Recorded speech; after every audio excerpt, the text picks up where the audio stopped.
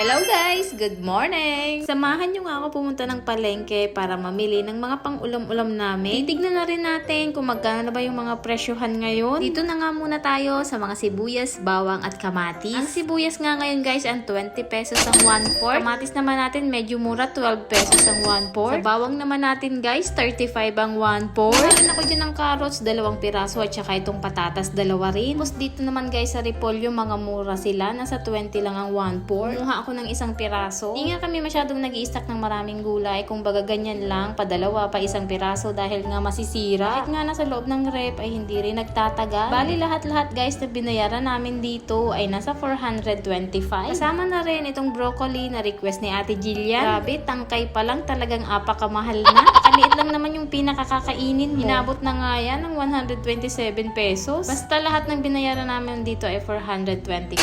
Sibuyas, bawang, kamatis, sayote, repolyo, carrots, patatas, meron pang broccoli. Uy, 425 na agad. Dito naman tayo sa saging. Nag-request din si Bunso. 100 nga ang kilo dito guys sa Lakatan. Tapos inabot nung kalahati lang guys ang binili namin ay nasa 125 na agad. Bili rin kami ng mantika dito kay Suki 1.5 liter ay 170 pesos. Dati 140 lang yan guys. Grabe, 620 pesos na agad. Mauubos na yung 1,000 natin. Ayan nga, taglakad-lakad pa kami dito sa may unahan ng palengke. Yung araw nga ng Biyernes kasi ay palengke day dito. Dito kami guys sa Libmanan, Bicol, Camarines Sur. Eto nga at nakadampot na naman kami ng mais guys. Igugulay natin yan. Yung ginarip sa Bicol kung tawagin. Sa 80 pesos naman ang kilo ng mais na puti. Bali 81 pesos yung binayaran natin doon. Tapos ito namang okra ay 25 pesos ang 1/4. Di pa kasi namumunga yung mga tanim natin. Siguro naman next month ay meron na tayong ma-harvest. Ito nga bumili pa kami ng kamote guys. Merienda kasi nitong mga batuta. Kilo nga ng kamote ngayon dito sa amin ay 70 pesos. Ang binayaran ko naman dito ay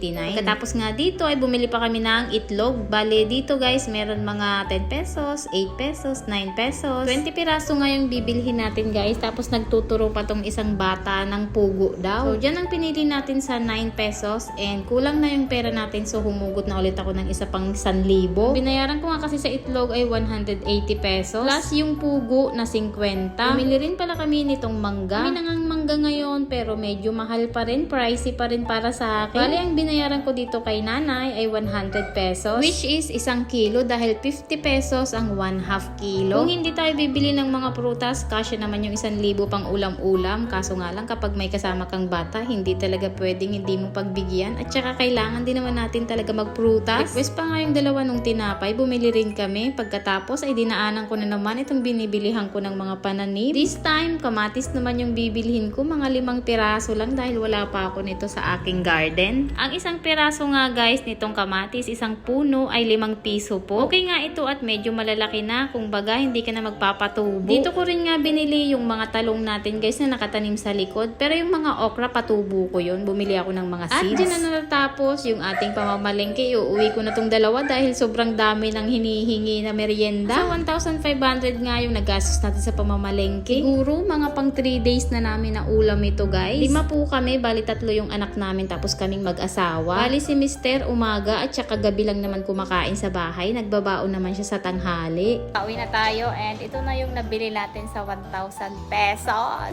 Tada! Iba! May candy pa dito. Baka ni mama at may maliliit. Wow! So meron tayong corn, 80 pesos. Ito 25 pesos. Ito 400 plus yung binayaran ko. Ito carrots, patatas, sayote, saka ito 125 pesos guys yung broccoli. Grabe, kasama ba naman to? Nandito na yung 100 pesos. 25 lang yung pinaka broccoli. Tapos yung ating repolyo, ito magkakasama to 400 plus. Yan, ayan.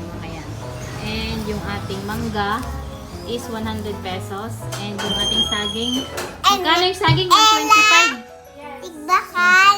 125. Ito, 160 pesos. Ako. Tapos yung egg natin, 180. 20 piraso, 180. 9 pesos ang isa. And 50 pesos na pugo. Tapos bumili rin ako ng mga pananim. May upo yan, tsaka may kamatis. 5 piso ang 1 puno. And nakabili rin tayo ng mga tinapay, merienda. At na si Ayan lang. naluto ko na. Naluto na, merienda time. So maaga kami na malengke, alas 7. Ngayon ay alas 9 na guys. Mabilis lang. Ano to guys? Nasa 1.5. Lagpas tayo 1K, hindi kasya yung 1K natin. So 1.5 yan lahat kasi may mga prutas pa tayo. Tapos nagdagdag kami ng egg. Nasa 1.5. Tapos yung mga merienda pa, pamasahe. Time guys! Ayan, ang ulam namin ngayon ay sinigang na macaroni. Ewan ko lang kung kumakain kayo ng ganito. Tapos nag-harvest ako ng konting pecha. Ilalagay natin dito sa ating macaroni. Or macaroni. Fresh from garden yan guys. Pag may tinanim, may aanihin. Hala, masarap mo may lalaki.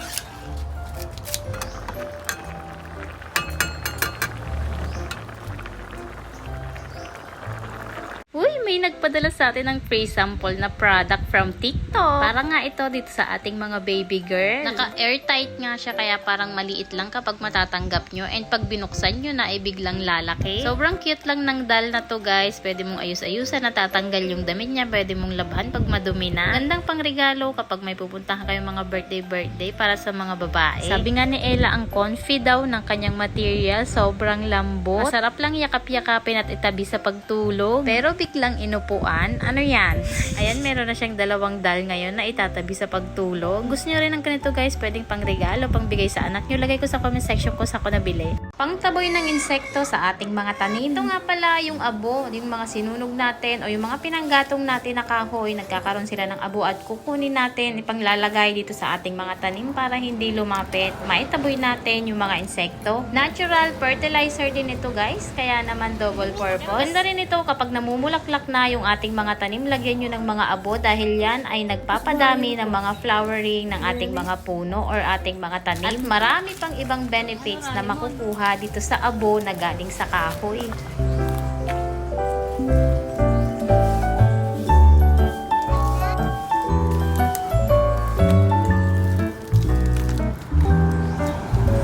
Meron akong video na nakita na maganda daw yung dahon ng akasya, yung mga nalaglag, ipunin tapos gawing mulch o yung pangibabaw sa mga tanim, and then pwede rin na ipunin natin dito and then gawing lupa. Eventually madidecompose to at pwede natin gamitin. So inipon ko dito sa isang timba or isang storage box. Pag nabulok yan, pwede na natin gamiting pataba sa ating mga tanim. Magiging lupa na siya. Meron tayo guys bibisitahin na negosyo. Yung anak ko may negosyo na, tignan nyo. Hila! Hello! Wow! Pabili po! Magkano po? Wala po chichirya? Wala, babakal pa po sa tindahan. Sige po. Bakal ako sa tindahan. Ella, sari-sari store. Wow! Galing ah! Mahal naman ang tinda ba? Tingnan nga. Yung isa ay 100,000. Oh. Yung isa ay ano to? 1,000. Dito na lang ako, 1,000. Oh, ganda. I-zoom mo sa mukha nila. Wow, may picture pa. Galing-galing yan. Oh. Gawa ni ate. Ano? Si ate po ang gumawa. Good morning guys! So mag-update tayo sa ating mga tanim dito sa likod. And guess what? Nauubos yung mga tanim natin. Ito yung ayoko guys kapag nasa lupa lang talaga. Dahil nga sobrang daming manok, nauubos. So ayan na lang yung natira. Yung mga nandito, wala na sila. So ang gagawin ko ngayon, lalagyan ko na rin ng katulad nung sa kabila. Kasi ito napakaganda. Hindi siya nabawasan dahil nga meron tayong harang. So ang gaganda na ng mga dahon nila. Ayan oh. Tataba na nila guys. Ito wala na yung nandito oh. Kinain na ng manok. Ayan oh. Inaapakan, tinutukan yung mga dahon. So ito butas-butas. Ito naman yung ating mga nandito, magaganda rin. Tignan nyo naman oh, gano'ng maganda yung talong natin oh.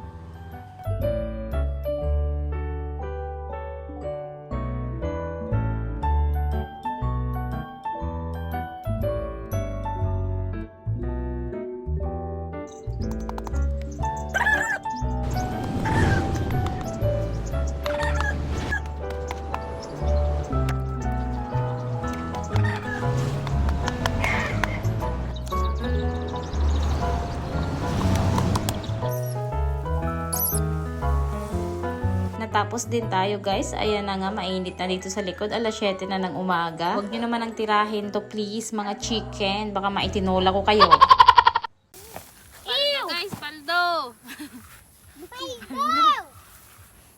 Ayun nga, nung bandang hapon, may nakita daw yung kapatid ko dito na maraming, ito nga, ano ba?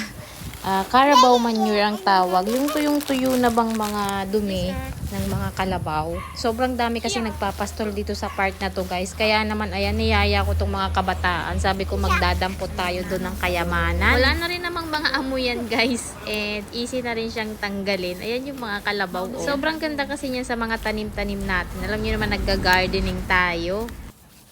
Paldo! Paldo! Pwede niyo? Gapok yung lapuan. Paldo! Paldo! Paldo! Dito na lang yan, tawag bato na yan. Paldo, guys. Paldo. Punong-puno. Ang init. Ano? Itiga karawatan nga na itong nag-ano ang muka dyan.